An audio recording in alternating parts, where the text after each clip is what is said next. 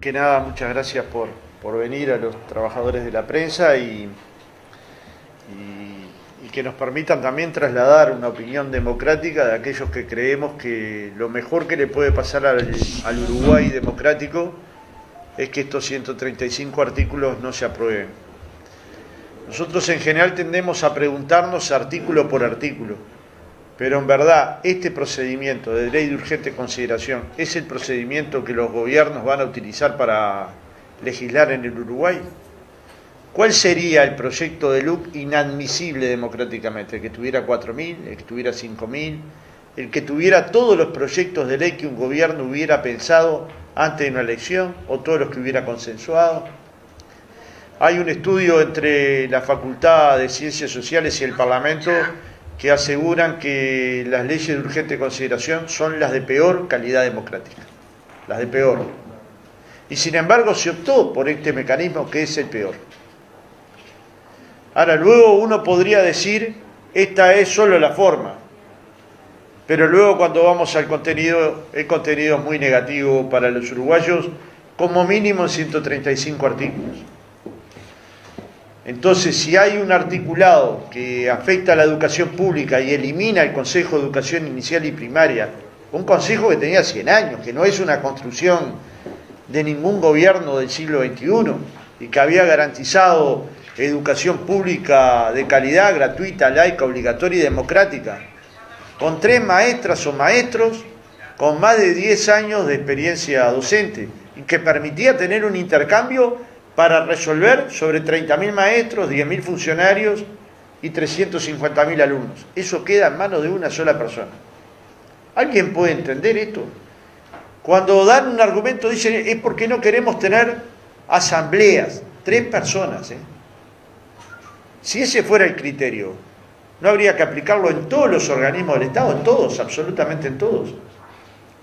Que hayan quitado a las maestras de la representación con el voto secreto y directo de la totalidad de las maestras, ¿no es acaso un abuso sobre la representación social? Si el Sistema Nacional de Educación Pública pasó a ser Sistema Nacional de Educación, ¿no es quitarle peso a la educación pública nacional? Entonces, cuando estos intereses están afectados, no se trata de partidos, se trata de defender nuestros derechos. Por eso la consigna en defensa propia. Cuando nos dicen que nosotros vamos a poder cobrar buscando nuestro trabajo, como quieramos, negociando con nuestro patrón si cobramos por débito o en efectivo. ¿Ustedes creen de verdad que esto es posible? ¿Que alguien que esté buscando trabajo puede discutir cómo le van a pagar o le van a pagar como quiera el empleador? Y si le paga como quiera el empleador, acuérdense en un tiempo lo que va a suceder. Muchos trabajadores van a volver a subaportar o incluso no aportar. ¿Acaso algunas veces no nos hemos preguntado por qué hay tantas jubilaciones mínimas en Uruguay? Bueno, la respuesta es sencilla, ¿no? Miles y miles de trabajadoras que dejaron la vida en la cancha nunca le aportaron a la seguridad social o le aportaron por un salario mínimo. Nos preguntamos acaso, en términos concretos, si este nuevo régimen general de alquileres efectivamente es una propuesta que favorece a los débiles o le quita la condición de tener un hogar estable a las personas. En pocos días van a poder ser desalojados. Y decimos desalojo express y se enojan. Pero no se tienen que enojar. Tienen que explicar por qué no es un desalojo express. ¿Por qué a los poquitos días de no pagar el alquiler? Porque, por ejemplo, la persona cayó en el seguro de paro o lo despidieron, le cobran 60% de multa. 60%. 4 días, 60%. El doctor Sereta a esto le llama vivir en un campamento. Algunos de nosotros, e incluso cualquiera de los periodistas, ¿les gustaría que sus hijos o ellos mismos vivieran en una condición similar a la de un campamento? ¿O el campamento simplemente es un momento de relax en una época del año y por unos pocos días? ¿Cuál es la estabilidad en el hogar que esas personas tienen? Ninguna. Y si en estabilidad en el hogar no hay estabilidad posible en la vida. Si nos ponemos a hablar de otros temas. Por ejemplo, de los piquetes, están nombrados en el último día porque dicen que es igual al decreto Tabaré Vázquez. Bueno, perdónenme, el decreto Tabaré Vázquez a mí no me gustó mucho y ustedes lo saben, así que no tengo por qué hacerme cargo de algo que en su momento no me gustó. Pero igual es muy diferente al artículo que está en la ley. Porque el decreto exceptuaba todos los piquetes que estuvieran vinculados a un conflicto sindical. O sea, todos aquellos contenidos en el artículo 57 de la Constitución. Que para ser franco, son la mayoría de los piquetes. Entonces es un ataque a un instrumento de lucha de los trabajadores para garantizar sus derechos. Como está atacada la huelga. Y casi prohibida la ocupación por la vía de los hechos. Aunque el articulado no lo dice, ustedes están conociendo igual que yo las dificultades que tienen las personas para ocupar y permitir que los demás entren y la gerencia esté dentro de la empresa, porque finalmente lo que termina sucediendo es que sacan a los trabajadores ocupados, que están ocupando. Ahora, podríamos ir al tema de seguridad. El otro día Sereta dio una clase en M24. Pero supongamos que Sereta es partidario del sí, de derogar los 135 artículos. Pero si uno se toma el trabajo de ir a la discusión parlamentaria y leer atentamente las intervenciones que tuvieron los expertos, lo que podríamos llamar el GACH en materia de seguridad, la Fiscalía General de la Nación, el Instituto de Derecho Penal, el doctor Germanar, el grado 5 en Criminología, son durísimos en las críticas que le hacen a estas modificaciones de la LUC en materia de seguridad, que no son todos los artículos, porque hacen creerle a la gente que estamos queriendo derogar todos los artículos de seguridad. Son 38 artículos vinculados a la seguridad de más de 100. Y después nos invitan a no mentir. Los mismos que dicen que si se deroga la LUC, volvemos a la Unión Soviética, no podemos salir a la calle. Yo me pregunto eso cuándo sucedió en Uruguay, que las adopciones van a demorar más tiempo, por más que ese artículo no está contenido en los 135 artículos de la LUC, igual le dicen esto a la gente y lo aseguran, como aseguran que el decreto Tabaré Vázquez es igual al artículo de la LUC y no es igual, como ya lo he dicho, o como dicen que la OIT apoyó ese artículo en el Parlamento. Con Daniel les vamos a dejar acá para que ustedes manejen el documento de la OIT crítico con ese artículo, diciéndole al Parlamento que si lo votaba de esa manera violentaba convenios internacionales del trabajo, con un lenguaje institucional como el de la OIT, que tiene mucho que ver con un lenguaje refinado en términos laborales, pero muy claro en términos técnicos, de que no estaba bien ese artículo. Y sin embargo, igual lo votaron. Entonces, con todos estos fundamentos y con muchos más que habría, las personas tienen una posibilidad de debatir si quieren defender estos derechos para tenerlos para sí mismos, para sus hijos, para que no haya mujeres que vayan presos 4 años por entrar unos gramos de marihuana, generando una circunstancia desastrosa para sus hijos, como lo admiten los propios senadores del oficialismo. Entonces me da la impresión de que los uruguayos y uruguayas nos tenemos que dar la oportunidad de quitar estos artículos, los más negativos de una ley que en sí mismo es una forma de gobernar equivocada.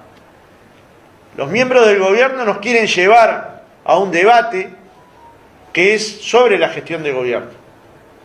Pero no es eso lo que se está debatiendo.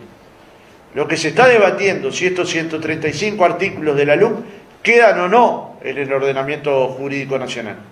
Ojalá se estuviera juzgando la gestión de gobierno. Tendríamos 1.000.000 de argumentos. Pero no se está juzgando eso. Se está juzgando si en materia legislativa esta es la forma y si dentro de esa forma estos 135 artículos que pretendemos derogar quedan o no en el ordenamiento jurídico nacional. Soy consciente que estamos recorriendo todos los caminos de la patria. Es más, a partir de la semana que viene van a salir 57 grupos distintos todas las semanas a recorrer cada lugar, cada pueblo, cada ciudad, cada capital. con este mismo objetivo, el de construir conocimiento sobre la LUC, pero sobre todo construir la fortaleza para que nuestros militantes, la única herramienta fiable para ganar una elección, golpeen las puertas de sus vecinos y le den argumentos para derogar la LUC, más allá de lo que voten en cada elección nacional o departamental. Y las personas esto lo saben analizar.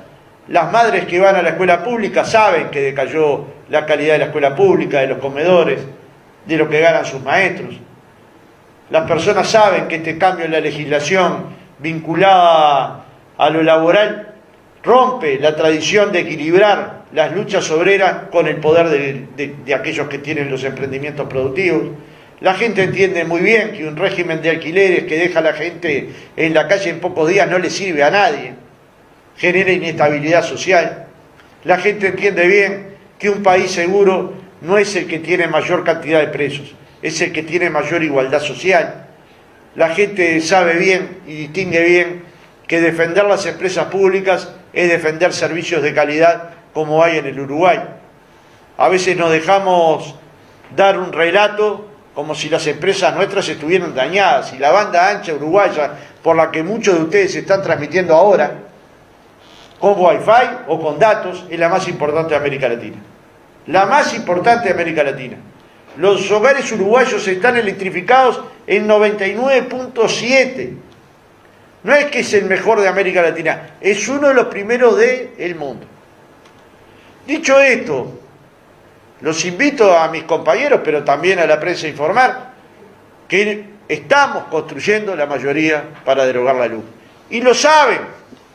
Si no, no estaría el presidente en campaña, y el secretario de la presidencia en campaña, y todos los ministros en campaña. Están porque nosotros estamos construyendo esa mayoría. Y la estamos construyendo con la herramienta que tenemos más fiable, nuestra gente. Nuestros hombres y mujeres que estuvieron dispuestos a juntar 800.000 firmas. En estos días muchas personas se han acercado a decirme que nosotros habíamos hecho la parte más fácil, que era recoger las 800.000 firmas. Yo pienso que el que dice eso nunca recogió una firma, nunca, ni hoy ni nunca, porque juntar firmas es una tarea compleja, engorrosa, de llenado de datos, de ponerle el dedo en tinta a la persona para que ponga 3 huellas, y a veces no queda bien la huella y hay que volver a llamarlo y volverle a hacer, tomarle sus huellas digitales. Ha sido esa la tarea principal. A mí me llama mucho la atención que hayamos recogido 38% de las personas que votaron en el año 2019 en la elección nacional, y hoy nuestra intención de voto sea 31%. Me llama mucho la atención. Pero suponiendo que estos datos estuvieran más o menos bien, estamos a nada de construir la nueva mayoría, aunque estos fueran los datos reales.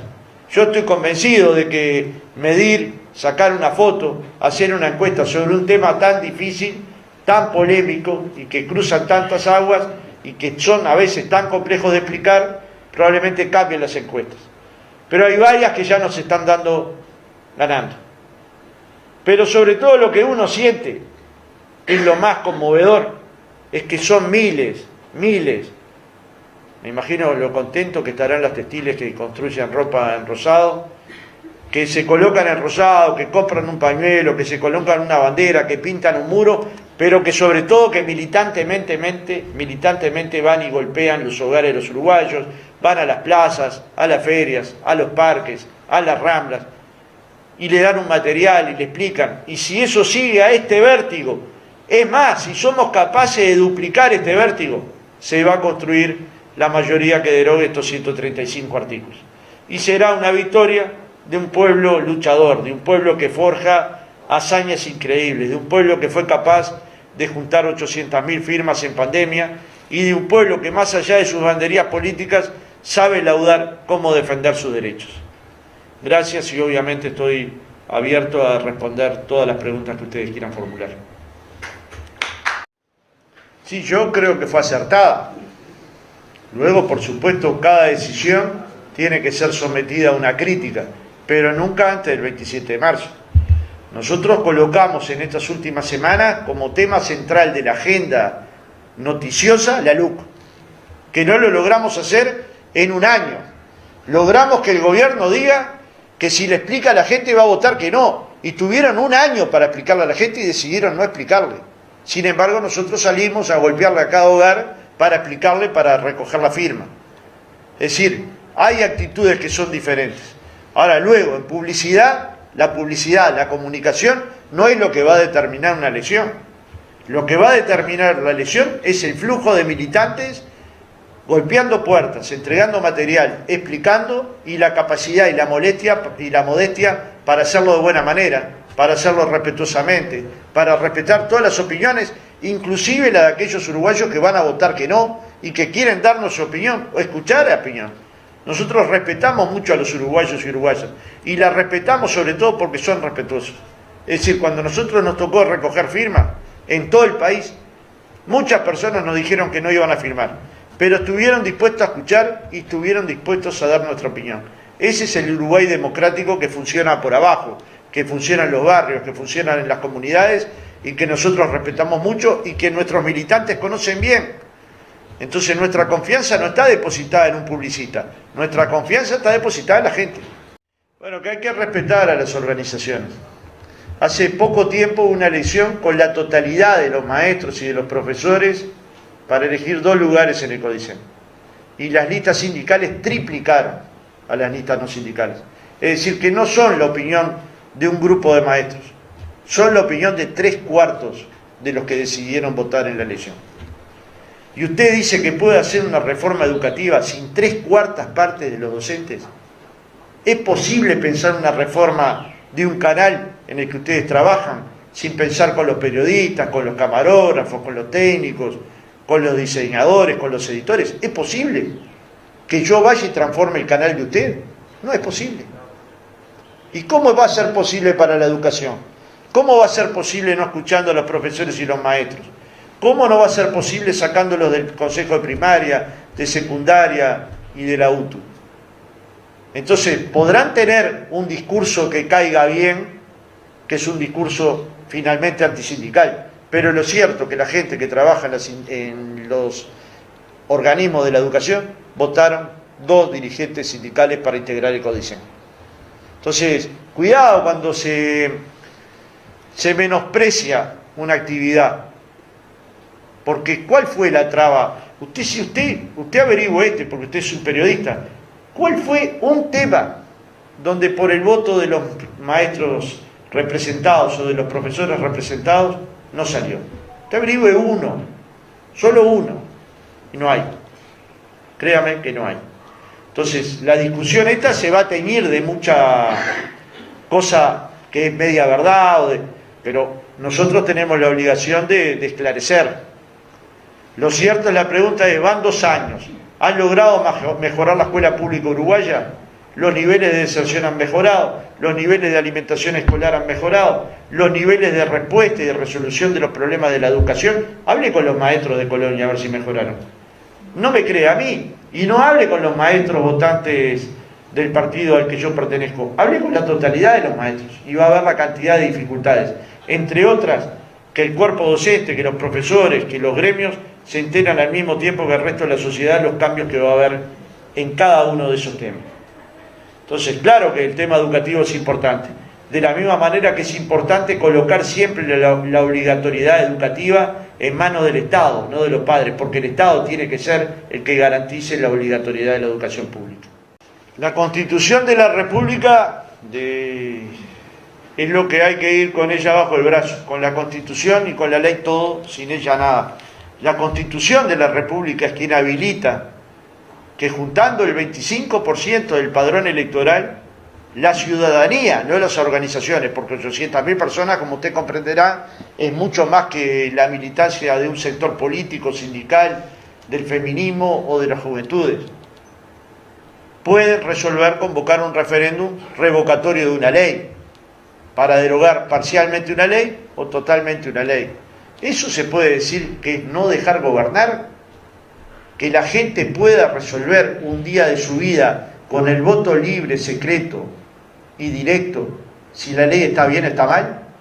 Algunos valores se han distorsionado. Cuando el soberano resuelve, todos atrás de él, ¿no?